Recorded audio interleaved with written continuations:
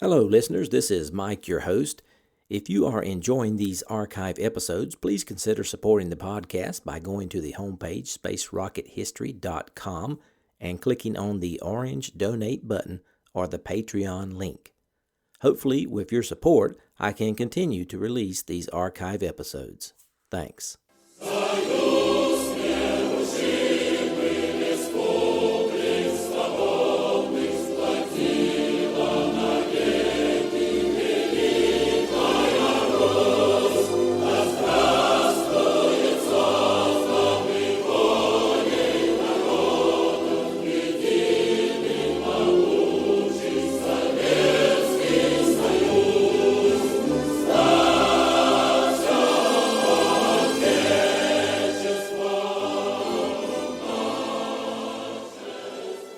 Hello and welcome. This is Michael Annis, and you're listening to episode 140 of the Space Rocket History Podcast. And now, Soyuz 1, the flight. Truly, there never was a time when we worked in peace, without being hurried or pressured from above. The unskilled, totally bewildered, high-ranking bureaucrats believed that they are fulfilling their duties if they are shouting, "Let's go, let's go," at the people who don't even have time to wipe the sweat off their brows. Those were the words of Chief Designer Vasily Mishin. And these are the words of General Kamarov, the cosmonaut trainer. I am personally not fully confident that the whole program of flight will be completed successfully, although there are no sufficiently weighty grounds to object to the launch. In all the previous flights, we believed in success. Today, there is not much confidence in victory. The cosmonauts are prepared well, and the ships and the instruments have gone through hundreds of tests and verifications, and all seems to have been done for successful flights. But still, there is no confidence. This can perhaps be explained by the fact that we are flying without Korolov's strength and assurances. We were spoilt by Korolov's optimism. Recapping from episode 139, the Soviets are preparing to launch Soyuz 1 on a rendezvous mission with Soyuz 2. The mission would be inaugurated by the launch of the active 7K-OK Soyuz 1 on the first day with Kamarov. The following day, as the ship was flying over Tyuratam, the passive 7K-OK Soyuz 2 would be launched with Bykovsky, Yelizhev, and Krunov. The two spacecraft would dock on the very first orbit of the Soyuz 2. After docking, Yelizhev and Krunov would exit from their depressurized living compartment, or the orbital module in Western vernacular, and then they would crawl over to the depressurized living compartment of Soyuz 1. Following the transfer, Soyuz 1, now with a crew of 3, would return the following day, and Soyuz 2, with a crew of 1, would also return that same day. On April 22, 1967, at 23:30 hours, the State Commission pre-launch meeting began at the firing range. Grigory Levin relayed that all chiefs and all services had given their readiness reports. They had all read the telegram signed by Agadzanov, Tregrub, and Chertok concerning the mission control readiness and the readiness of all the command and measurement complex services. On April 23rd, Kamarov woke up about 2 hours after midnight while doctors attached sets of medical sensors to his body. He was dressed in a plain light woolen gray suit and a blue jacket. At 0300 hours, he arrived at the pad to give a short speech addressed to State Commission Chairman Kamarov before bidding farewell. Mishin, Kamanin, and Gagarin accompanied him to the rocket. Gagarin went up with him all the way to the top of the rocket and remained there until the hatch was closed. Later, Gagarin recalled, quote, "I was the last one to see him alive, and I told him, 'See you soon,'" end quote. After Gagarin came down to the bunker, he and Nikolaev conversed with Kamarov and exchanged information on the preparation process. Everything went without a hitch, according to schedule. All the events were also relayed to the controls group clearly and without a problem. The spacecraft 7KOK number 4 lifted off exactly on time at 03:35 hours Moscow time on April 23, 1967, with its sole passenger, 40-year-old Colonel Engineer Vladimir M. Kamarov. He was the first Soviet cosmonaut to make a second flight. It was the first Soviet manned flight following the death of chief designer Sergei Korolev, and the first Soviet manned space flight in over 2 years. After 540 seconds of flight came the report that the vehicle had separated and entered orbit. The official Soviet news agency TASS released a brief statement calling the flight Soyuz 1 and announced orbital parameters and some vague objectives of the program. Characteristically, there was no mention of the impending Soyuz 2 mission. Rumors in the West had, however, reached crescendo proportions, some clearly indicating that a docking with a second ship was planned. Cosmonaut Popovich informed Komarov's wife, Valia, that her husband was in orbit about 25 minutes after launch. She told reporters that, quote, "My husband never tells me when he goes on a business trip," end quote. Control of the flight was officially handed over to the Operations and Control Group. The flight control team was located at the Scientific Measurement Point number 16 at Yevpatoria in the Crimea. Controls Group Chief Colonel Pavel A. Aganzanov was the flight director. He was assisted by a team of 20 controllers, including OKB-1 Deputy Chief Designer Boris Chertok, Yakov Tregrub, and Department Chief Rauschenbach. The flight control team would actively communicate with the spacecraft in orbit while maintaining continuous contact with the State Commission, all of whose members remained behind at Site 2 at Tyurtam. Additional ballistics support was provided by the N-24's Military Coordination Computation Center in Moscow.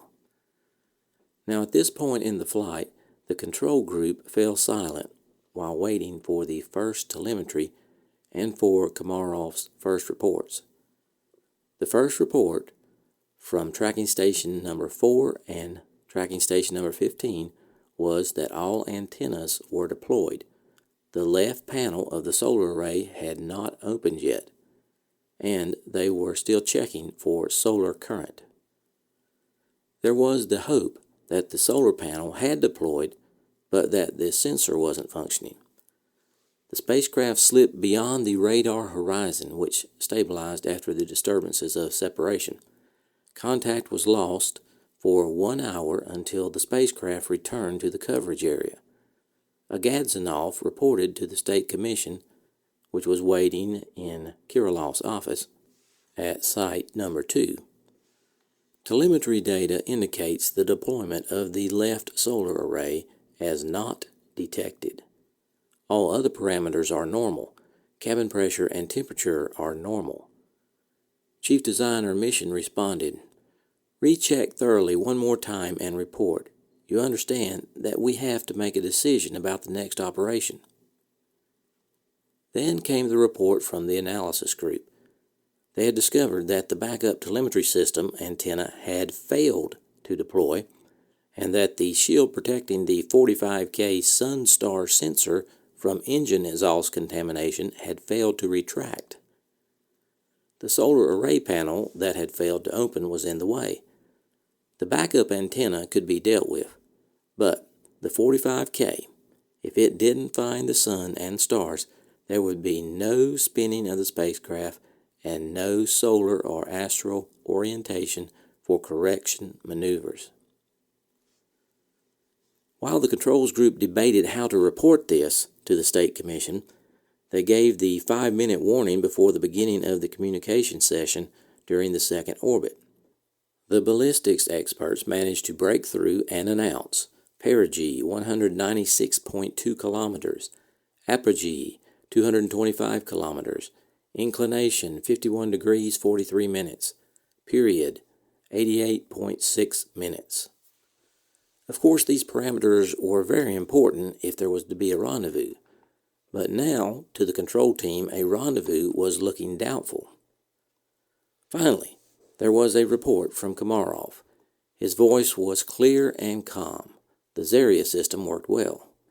Quote, "This is Ruby. I feel fine. Cabin parameters normal. Left solar array has not opened. Spinning on the sun did not happen. Solar current 14 amps. Shortwave communication not operating. I tried to spin manually. Spinning did not happen, but pressure in the attitude control tanks was dropped to 180. End quote. Unconfirmed reports suggest that Kamarov even tried to hit the side of his ship to jar loose the solar panel. The control team understood that with the asymmetry caused by the failure of the solar array to deploy, spinning on the sun would not be possible in automatic or in manual mode, and they reported this to the State Commission. Already, the situation had deteriorated dramatically, since one solar panel was not operative and the ship had failed to automatically orient the other towards the sun. Power on board the ship was far below normal. Power experts at Yevpatoria had calculated that the buffer batteries could operate with the current levels of power up to the 17th orbit, after which Kamarov could use reserve batteries for up to 2 more orbits, which meant Soyuz 1 could safely operate for about a day, significantly less than the 3 days needed for a docking mission. In the meantime, Aganzanov told Kamarov to shut down non-essential systems and try at all costs to orient the right panel toward the sun. On the third orbit, Kamarov told ground control that the left solar panel was still folded against the ship and the vehicle had not oriented toward the sun.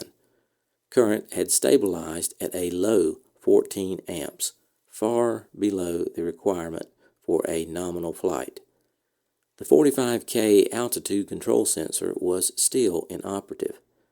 Despite the troubles, the State Commission believed that the orientation problem would be solved and recommended that preparations for the launch of Soyuz 2 be continued. Kamanin meanwhile sent Gagarin directly to Yevpatoria to assist the controls group in its operation. On the fifth orbit, Kamarov attempted to manually orient the ship by using the Earth's horizon to position the vehicle at correct attitude, but he found it difficult to do so, partly because it was difficult to keep a target hold on the moving Earth. Additionally, his attempts appeared to have been overruled by the onboard control system. Apart from the astro orientation system that used the 45K solar stellar sensor and the manual orientation system, the vehicle was also equipped with ionic sensors, but use of those also met with little success on the fifth orbit. From the 7th to the 13th orbit, Kamarov was outside radio contact via ultra-shortwave communications, since the spacecraft would pass over the Atlantic and the American continent. The cosmonaut was ordered to sleep during this period, while consultations between Moscow, Tyuratam, and Yevpatoria continued through the day at a feverish pitch. Most of the senior members of the State Commission, including Chairman Kamarov, Kamanin, and Keldysh recommended immediate postponement of the Soyuz 2 launch, hoping to return Kamarov on the earliest possible opportunity, the 17th orbit. Incredibly, Mission still had hope and believed that the Commission should make a final decision on the 13th orbit once Yevpatoria reestablished contact with Kamarov. There was even a momentary plan to have the two EVA cosmonauts, Yelizhev and Krunov, manually unfurl the jammed solar panel during their spacewalk from one ship to the other. But on the 13th orbit, Kamarov reported that his second attempt to use the ionic orientation system had failed. He added that the left solar panel was still jammed, and current had remained steady at 12 to 14 amps. Mission later recalled that because of the emergency, the shortage of power on board caused a chain of problems, including a change in the temperature conditions. At this point, the State Commission unanimously canceled the Soyuz 2 launch. Evidently, the Soyuz 2 cosmonauts were bitterly disappointed, blaming the Commission for excessive caution and indecisiveness. But the problem now was how to return the spacecraft from orbit, nominally on the 17th orbit, but with the 18th and 9th orbits as reserve. Aganzanov's team at Yevpatoria considered the matter carefully. There were three main failures on board Soyuz 1: the unopening of the left solar panel, the failure of the ionic orientation system, and the malfunction of the 45K solar stellar attitude control sensor. The left solar panel not only deprived the spacecraft of much needed power, but it also caused an asymmetry in the ship that prevented the open solar panel from facing the sun.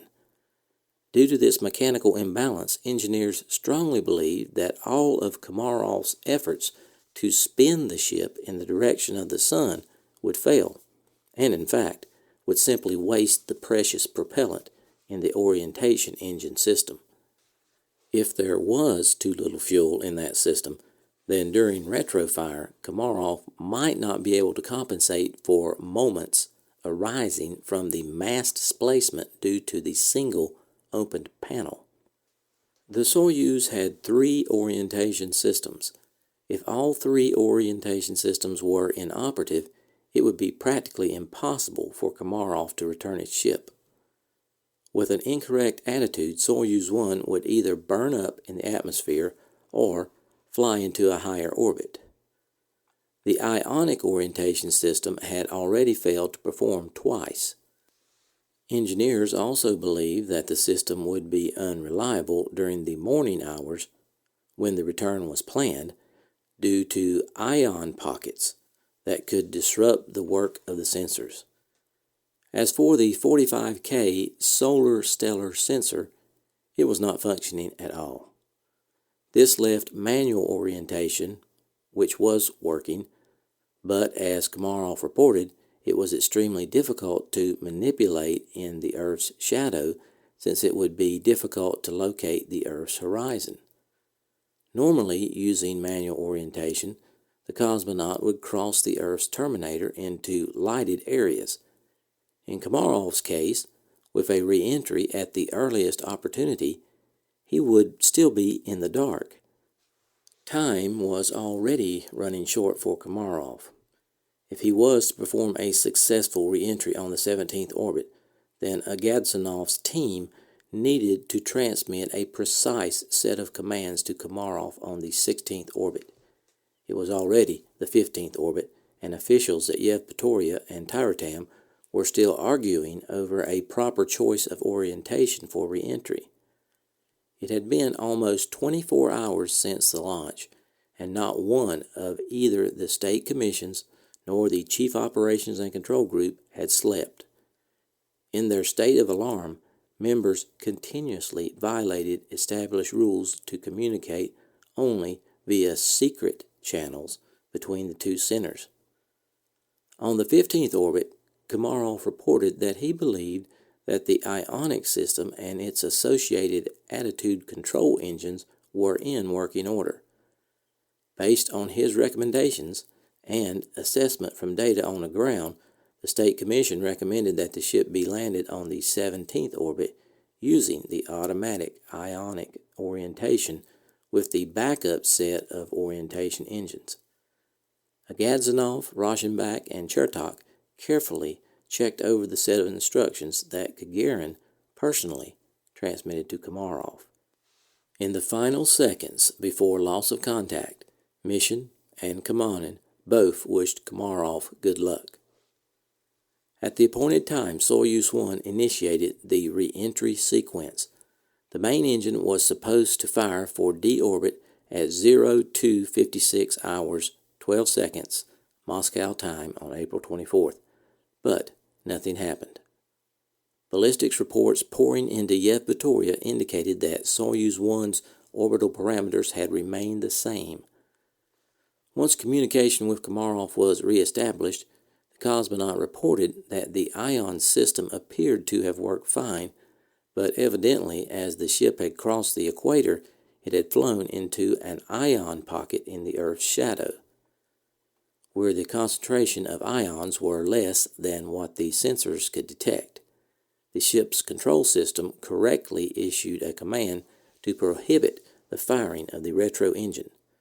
State Commission members decided to immediately begin preparations for another landing attempt on the 18th orbit, but the flight control team felt that there was not simply enough time to prepare for landing, as the 17th orbit was ending.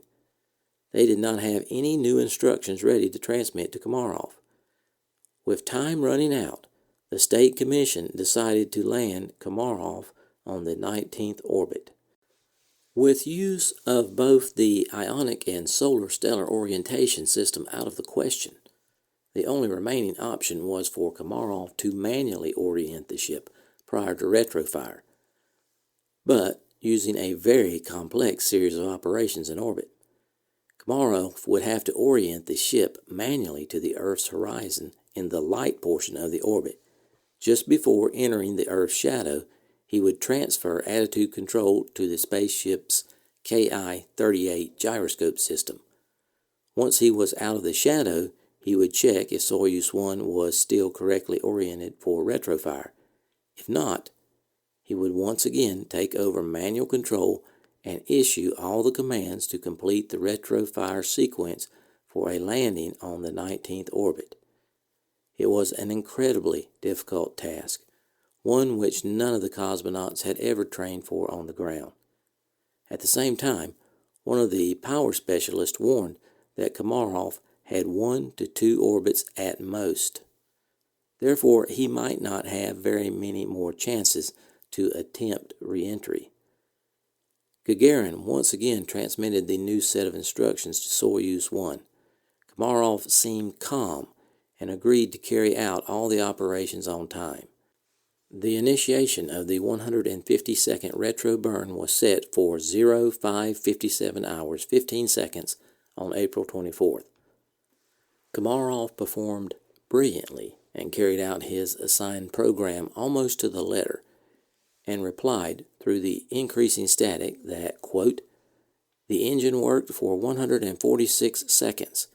Switch off occurred at 0559 hours 38.5 seconds. At 014 hours 9 seconds, there was the command, accident 2, end quote. Naturally, controllers were alarmed by the accident 2 message, but Rauschenbach gathered his resolve and explained to the team not to worry. The attitude control system had evidently been unable to handle the strong movements due to the asymmetry of the vehicle, and the gyroscopes had issued the accident 2 command after the spacecraft deviated from its set angle by 8 degrees. That only meant that instead of a guided re-entry, Kamarov would perform a direct ballistic return. All other parameters, such as the length of the burn, were well within range for a successful re-entry. Just then, a report came over the loudspeaker.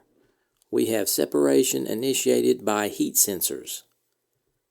The time was 06:15 hours 14 seconds. The analysis group managed to figure out and report that the gyroscope KI-38 went into 8-degree contact at 06:14:09. The approach and the correction engine functioned normally and separation occurred. At 06:22, Air Defense Troop Facilities detected the descent module and confirmed the ballistics expert's prediction. The descent module was headed for a landing 65 kilometers east of Orsk. The calculated time of landing was 06:24 hours. At this point, the mission control team did not expect anyone to report from the landing site. The State Commission no longer needed them. Even Gagarin was unable to find out over the complex Air Force communication system how the landing had gone. He said, quote, "You'll never find out anything from General Kutasin's search and rescue service. No one will get a clear answer from him until he reports to the Commander-in-Chief." End quote. The control group did manage to find out from a representative at the firing range that according to General Kutasin's report, the search and rescue service located the descent module on its parachute east of Orsk. The State Commission departed, some for the landing site and some for Moscow. On behalf of the entire control team management, Aganzanov congratulated and thanked all those involved in the continuous round-the-clock watch, and he warned that after a brief rest, by the end of the day, each group must submit a report. The station chief requested that all present report to the dining hall at 8 a.m. for a good breakfast. The control group accepted his offer with great enthusiasm. Leaving the duty officer to receive communications, they each went their separate ways to freshen up before their festive breakfast. The breakfast was really excellent, especially since bottles of Gregorian wine from the military brass's special stash, reserved only for the arrival of the entire State Commission at the station, appeared on the table. After satiating the first pangs of hunger and thirst, the control team finally felt they could relax. Vying with each other for a chance to speak, each of them spoke about their experiences. They picked apart the designers of the systems that had put them through all this trouble in a critical situation. Gagarin did not pass up the opportunity. Turning to Rauschenbach and Chertok, with a cagey grin, he said, quote, "What would you have done without a man on board? Your ionic system proved unreliable, the 45K sensor failed, and you still don't trust cosmonauts." End quote. With light-hearted debates in full swing, an officer entered and told Gagarin he had an urgent call. "It's probably Moscow," someone guessed. "Now we will find out about the arrangements for the reception in Moscow." About 10 minutes later, Gagarin returned. His usual genial smile was gone. He said, quote, "I've been ordered to leave immediately for Orsk. The landing was off nominal. That's all I know." End quote.